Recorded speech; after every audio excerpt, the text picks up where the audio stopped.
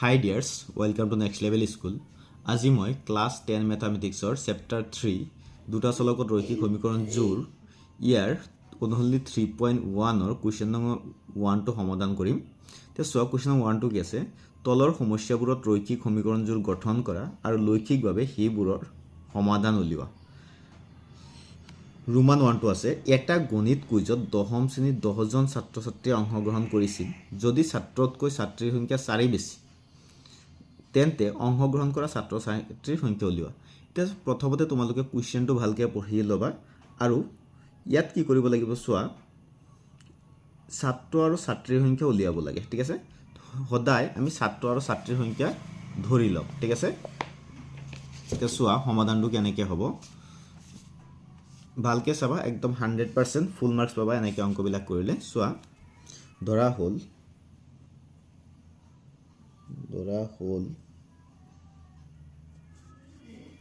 ছাত্ৰৰ সংখ্যা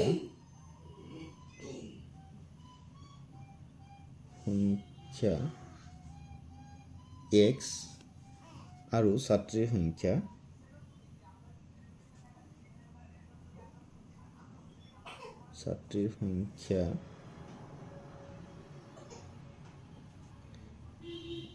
y, ঠিক আছে। ছাত্ৰৰ সংখ্যা x আৰু ছাত্ৰীৰ সংখ্যা y বুলি ধৰি লৈছোঁ, ঠিক আছে। এতিয়া চোৱা প্ৰথম চৰ্তমতে কি হ'ব বস্তুটো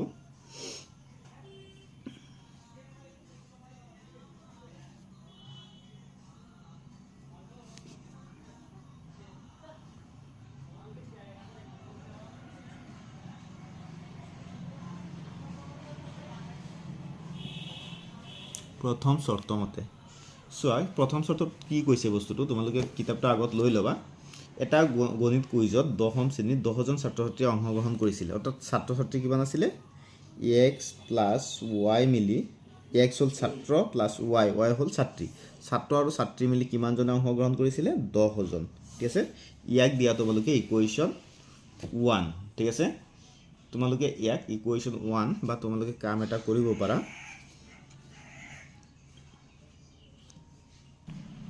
তোমালোকে এটা নামাকৰণ কৰি দিবা ইয়াত ইকুৱেশ্যন 1 বুলি, ঠিক আছে। তাৰপিছত চোৱা দ্বিতীয়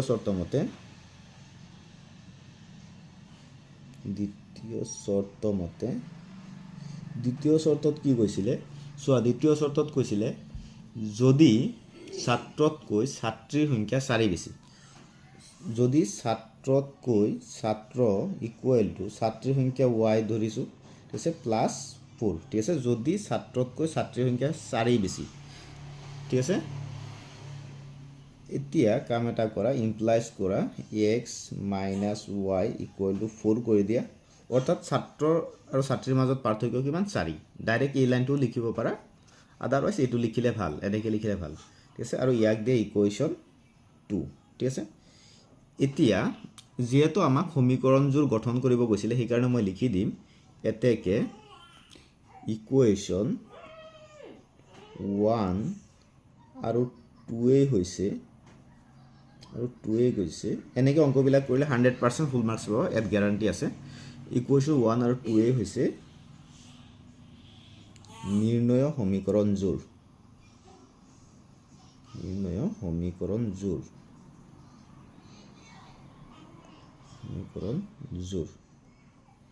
এতিয়া আমি প্ৰথম কথা সমীকৰণকেইটা গঠন কৰিলোঁ, সমীকৰণযোৰ গঠন কৰিলোঁ। এতিয়া এই সমীকৰণযোৰ সমাধান কৰিব লাগে লৈখিকভাৱে, অৰ্থাৎ লেখৰ সহায়ত, ঠিক আছে। এইখিনিলৈকে প্ৰথমতে লিখি লোৱা, মই অলপ ওপৰলৈ উঠাই দিম। এতিয়া নেক্সট চোৱা এতিয়া আমি কি কৰিম, যিহেতু এই সমীকৰণটোৰ সমাধান লেখৰ সহায়ত কৰিম সেইকাৰণে মই প্ৰথমতে ইকুৱেশ্যন 1ৰ এটা সমাধান তালিকা ওলাই ল'ম, ঠিক আছে। এতিয়া লিখা এতিয়া ইকুৱেশ্যন 1ৰ পৰা পাওঁ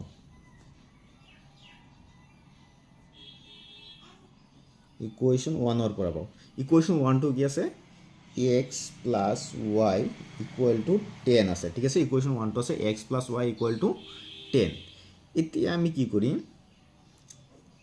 xৰ মানটো ধৰি ল'ম, যেতিয়া মই লিখিম আৰু লগে লগে সাইডত এটা সমাধান তালিকাও বনাই ল'ম, ঠিক আছে। সমাধান তালিকা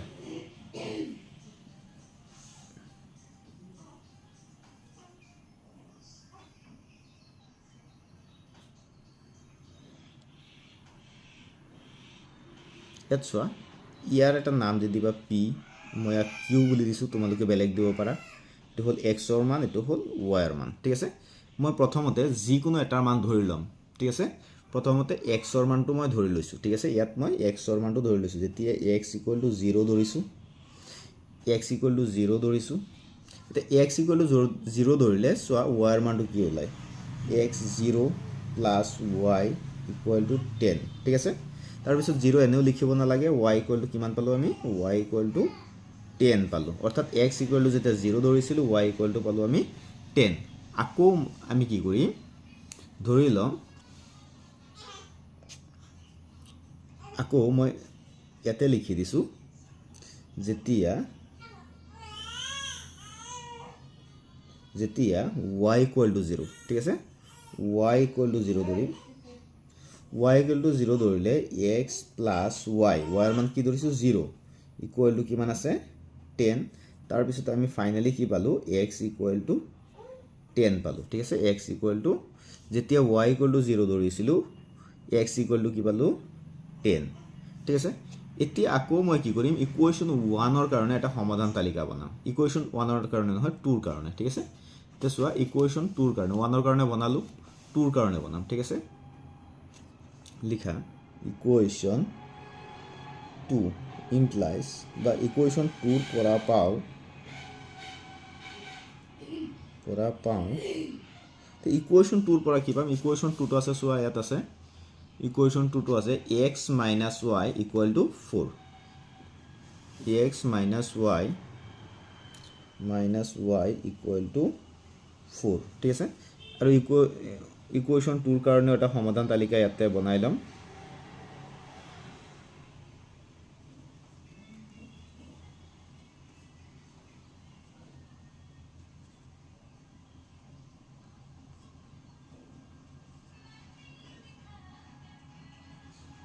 ইয়াক এটা নাম দি দিবা r বুলি মই ইয়াক s বুলি দিলোঁ তাৰপিছত x তাৰপিছত y ঠিক আছে এতিয়া ইকুৱেশ্যন 2 ত আমি কি কৰিম প্ৰথমতে x ইকুৱেল টু 0 ধৰি লম আগৰ দৰে যেতিয়া x ইকুৱেল টু 0 যেতিয়া x ইকুৱেল টু 0 ধৰিম তেতিয়া y কি পাম চোৱা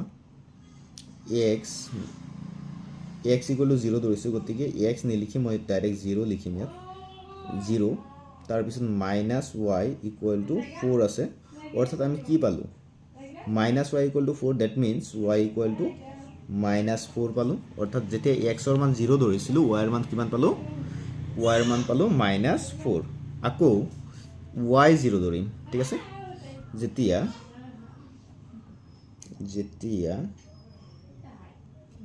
y ইকুৱেল টু 0 যেতিয়া y ইকুৱেল টু 0 চোৱা যেতিয়া y equal to 0 x minus y ৰ মান কি ধৰিছোঁ 0 ইকুৱেল টু আছে 4 অৰ্থাৎ x ইকুৱেল টু আমি পালোঁ x ইকুৱেল টু পালোঁ 4 ঠিক আছে অৰ্থাৎ দুটা ইকুৱেশ্যনৰ কাৰণে আমি দুটা সমাধান তালিকা পালোঁ ঠিক আছে দুটা ইকুৱেশ্যনৰ কাৰণে আমি দুটা সমাধান তালিকা পালোঁ এতিয়া এই সমাধান তালিকা দুটাত থকা x আৰু y ৰ মানখিনি আমি লেখত প্ৰকাশ কৰিম ঠিক আছে আৰু তাৰ পৰাই x আৰু y ৰ মানটো আমি উলাই ল'ব পাৰিম চোৱা কেনেকৈ মই প্ৰথমতে এইটো আঁতৰাই দিছোঁ লেখটো ইয়াত লৈ আহিলোঁ লেখ তোমালোকে লেখখন লৈ ল'বা এতিয়া চোৱা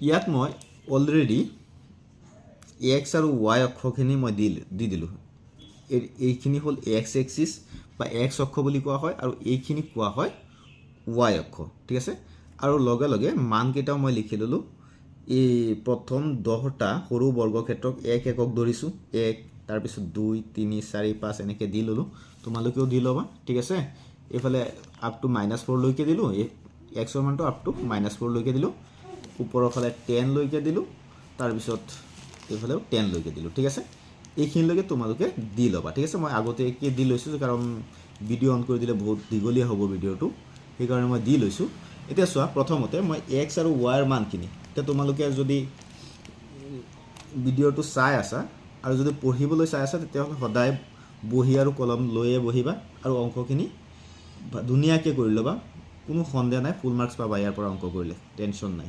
এতিয়া চোৱা প্ৰথমতে কি দুটা সমাধান তালিকা ওলাইছিলে, ঠিক আছে। তালিকা দুটা আছিলে, তোমালোকে চাই ল'ব পাৰা।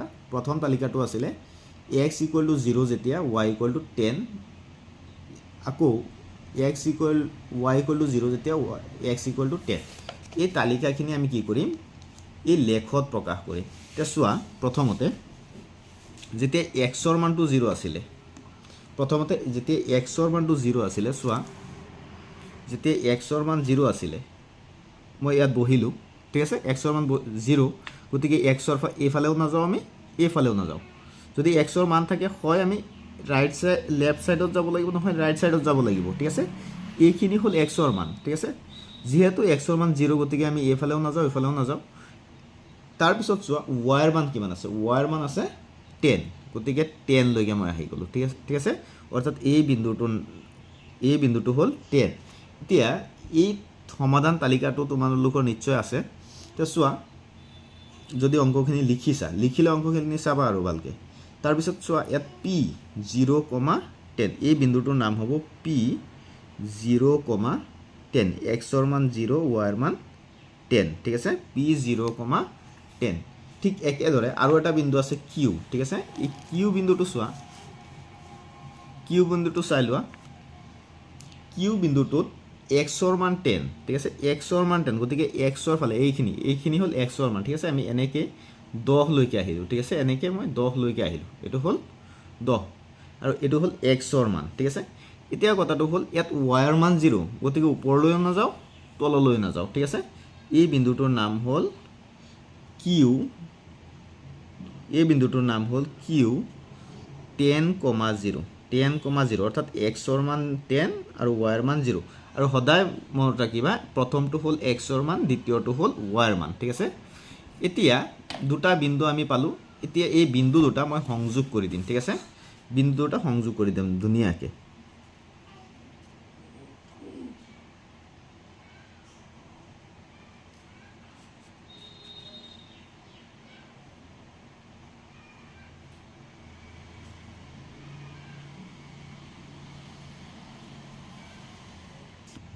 এতিয়া চোৱা এই বিন্দু দুটা মই প্ৰথমতে সংযোগ কৰি ল'ম, ঠিক আছে। বিন্দু দুটা এনেকৈ সংযোগ কৰি দিম। চোৱা বিন্দু দুটা মই সংযোগ কৰি দিম, এনেকৈ সংযোগ কৰি দিম, ঠিক আছে। এনেকৈ সংযোগ কৰি দিয়াৰ পিছত আমি এডাল ৰেখা পাম আৰু এই ৰেখাডালৰ নাম থাকিব, চোৱা এই ৰেখাডাল প্ৰথম সমীকৰণটো লেখ হয়, মানে x প্লাছ এইটো হ'ল x প্লাছ y = 10ৰ লেখ, ঠিক আছে। বা এই ৰেখাডাল x প্লাছ y = 10ৰ, ঠিক আছে। তাৰপিছত যদি আমি চাওঁ আৰু এটা সমাধান তালিকা আছে ইকুৱেশ্যন 2ৰ কাৰণে। এই সমাধান তালিকাটো যদি তোমালোকে চাই লোৱা তেতিয়াহ'লে চাব পাৰিবা ইয়াত x-ৰ মান আছে 0, y-ৰ মান 4, তাৰপিছত x-ৰ মান 4, y-ৰ মান -4 আছিলে। তাৰপিছত s বিন্দুৰ কাৰণে x-ৰ মান 4, y-ৰ মান 0। এতিয়া চোৱা বহাই দিয়া মানকেইটা, x-ৰ মান আছে 0, গতিকে লৰচৰ নকৰোঁ। তাৰপিছত y-ৰ মান আছে -4, গতিকে তলফালে আমি 4 ঘৰ যাম, ঠিক আছে। তলফালে 4 ঘৰ, অলপ ওপৰলৈ উঠাই দিছোঁ, তলফালে দেখুৱাই দিম। তলফালে কেইঘৰ যাম, 4 ঘৰ, ঠিক আছে। এই বিন্দুটোৰ নাম দিম মই r, x-ৰ মান 0, y-ৰ মান -4, এই বিন্দুটোৰ নাম দিম 0,-4। এতিয়া আৰু এটা বিন্দু চোৱা s বিন্দুৰ ক্ষেত্ৰত x-ৰ মান আছে +4, x-ৰ মান আছে +4 আৰু y-ৰ মান 0, গতিকে লৰচৰ নকৰোঁ। +4 ইয়াত দিয়া এই বিন্দুটো হ'ল s বিন্দু, ঠিক আছে। s বিন্দু আৰু ইয়াৰ মানকেইটা হৈছে বা স্থানাংকটো হৈছে 4,0, x-ৰ মান 4, y-ৰ মান 0। এতিয়া মই কি কৰিম, এই বিন্দু দুটাও সংযোগ কৰি দিম, ঠিক আছে। এই বিন্দু দুটা আমি এনেকৈ সংযোগ কৰি দিম। এনেকৈ সংযোগ কৰি দিয়াৰ পিছত চোৱা, এনেকৈ সংযোগ কৰি দিয়াৰ পিছত আমি পাম, এনেকৈ সংযোগ কৰি দিলোঁ মই। তাৰপিছত চোৱা আৰু এই লেগডাল হৈছে x minus y equal to 4ৰ লেখ ঠিক আছে x minus y equal to 4ৰ লেখ এতিয়া কথাটো হ'ল এই বিন্দুটো যে কটাকটি কৰিছে এই কটাকটি কৰা বিন্দুটো এটা নাম দি দিম এম কোনটো বিন্দুত আৰু এই বিন্দুটোৰ স্থানাংক কিমান হ'ব ইয়াত যদি আমি চাওঁ ইয়াত এক্সৰ ফালে ৱাইৰ পৰা দূৰত্ব কিমান ৱাইৰ পৰা দূৰত্ব হ'ল এক্সৰ মান অৰ্থাৎ ইয়াৰ দূৰত্ব কিমান 7 গতিকে এক্সৰ মান কিমান 7 তাৰপিছত এক্সৰ পৰা দূৰত্ব কিমান আছে 3 গতিকে ৱাইৰ মানটো কি আছে 3 ঠিক আছে এই বিন্দুটোৰ নাম দিলোঁ এম আৰু স্থানাংকটো হ'ল 7,3 হ'ল তাৰপিছত তোমালোকে যিখিনি অংক কৰিলা এইখিনি অংক কৰিছা ঠিক আছে এইখিনি প্ৰথমতে ধৰি লৈছে এনেকৈ অংকটো কৰিছা ঠিক আছে অংকটো কৰাৰ পিছত তোমালোকে এই গ্ৰাফটো কাম এটা কৰিবা গ্ৰাফটো তোমালোকে ইয়াৰ পৰা ধুনীয়াকৈ ছিঙি ল'বা ছিঙি এই অংকখিনিৰ তলত বা এইখিনি শেষ কৰাৰ পিছত এই লিখাখিনি শেষ কৰাৰ পিছত গ্ৰাফটো আঠা লগাই দিবা আঠা লগাই তলত লিখিবা গ্ৰাফটো আঠা লগাই তোমালোকে তলত লিখিবা আৰু এটা বস্তু ইয়াত থাকি গ'ল তোমালোকে ইয়াত লিখিবা স্কেল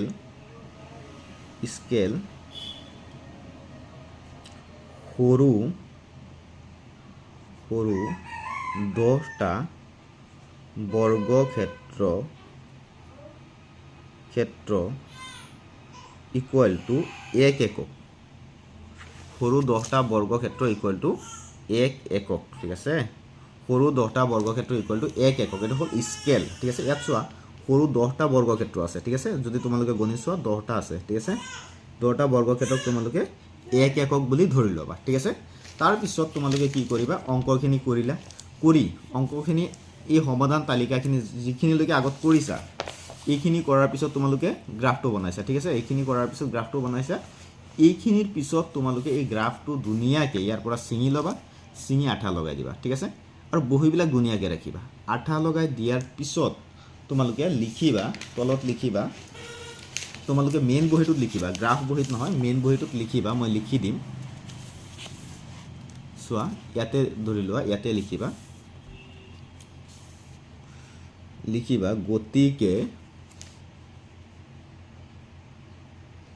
গতিকে দেখা গ'ল যে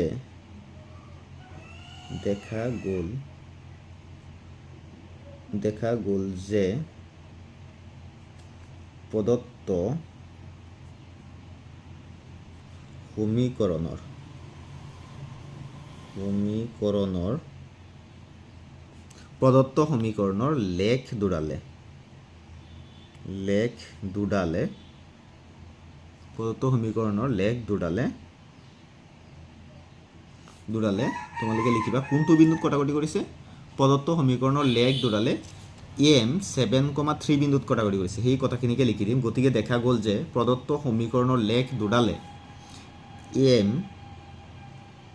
7,3 বিন্দুত কটাকটি কৰিছে বা ছেদ কৰিছে বা কাটিছে লিখিলেই হ'ল হে কটাকটি কৰিছে ছেদ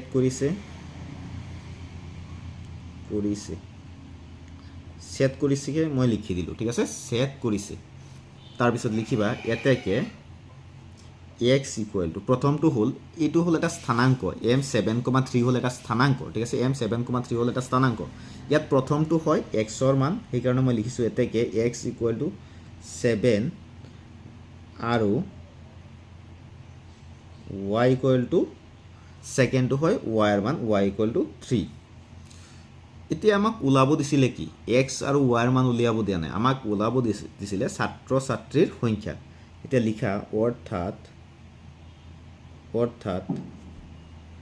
ছাত্ৰৰ সংখ্যা আমি ধৰি লৈছোঁ ছাত্ৰৰ সংখ্যা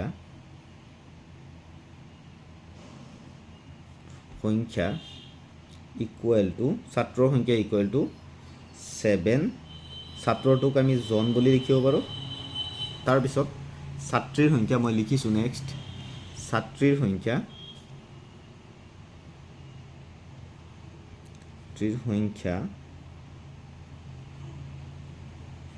ইকুৱেল টু 3 ঠিক আছে ইয়াত লিখি দিবা 3 জনী ছাত্ৰৰ সংখ্যা জন আৰু ছাত্ৰীৰ সংখ্যা জনী ঠিক আছে এতিয়া কথাটো হ'ল অঙ্কখিনি কৰোঁতে পাৰফেক্টলি কৰিবা একদম ধুনীয়াকৈ কৰিবা মই যেনেকৈ অঙ্কখিনি কৰাই দিম একদম চেনেলটো ছাবস্ক্ৰাইব কৰি ৰাখিবা প্ৰথমৰ পৰা শেষলৈ এই চেনেলটোত A to Z full syllabus complete কৰি মই গতিকে চেনেলটো ছাবস্ক্ৰাইব কৰি ৰাখিবা আৰু অঙ্কবিলাক এনেকৈ কৰিবা মাৰ্কছ ফুল পাবা কোনো সন্দেহ নাই তাত ঠিক আছে ভিডিঅ'টো যথেষ্ট দীঘলীয়া হৈছে নেক্সট অঙ্কটো নেক্সট ভিডিঅ'ত কৰি দিম ঠিক আছে এইখিনি আছিল আজিৰ ভিডিঅ'টো যদি চাই ভাল পালা তেতিয়াহ'লে চেনেলটো ছাবস্ক্ৰাইব কৰি ৰাখিবা লাইক কমেণ্ট এইবিলাক তোমালোকৰ কথা কিবা প্ৰব্লেম থাকিলে কমেণ্ট কৰি জনাবা ঠিক আছে থেংক ইউ